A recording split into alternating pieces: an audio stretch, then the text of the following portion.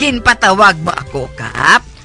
Nagreklamo si Tagoy nga ginpasibangdan mo siya kuno nga nagpangawat sang sitsaron. Oo, Kap. Di nang pamatuod mo. Hindi na kinahanglan sang pamatuod, Kap. Nabatsyagan ko gid mo.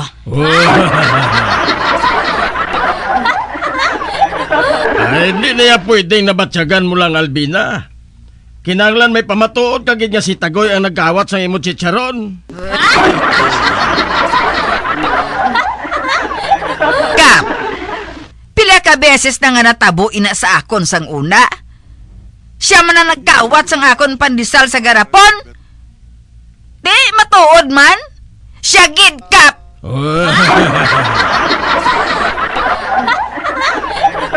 Sinasiling ko na, Albina. Hindi pwede nga panagopnop mo lang ang aton basihan sang akusasyon. Kinahanglan may pamatuod kagid para nga mag-akusar ka bato kay Tagoy.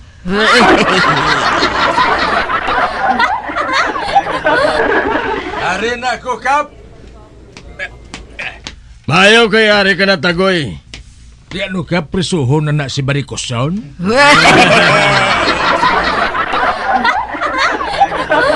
Prisuhon sa bukol mo eh.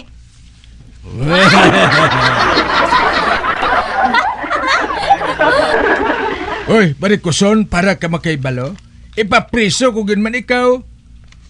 Bro, Kap, ako iya mahapos malang ako iya hambalon. Bayaran niya lang ako sang danyo siya, okay na nasakon.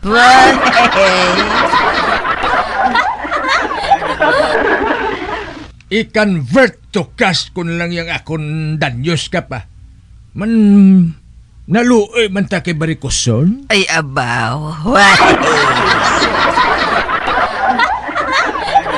Bate, nakabate ka, Albina? Mapabayad lang si Tagoy. Ikaw lang daan ay bayad, Kap. Agay.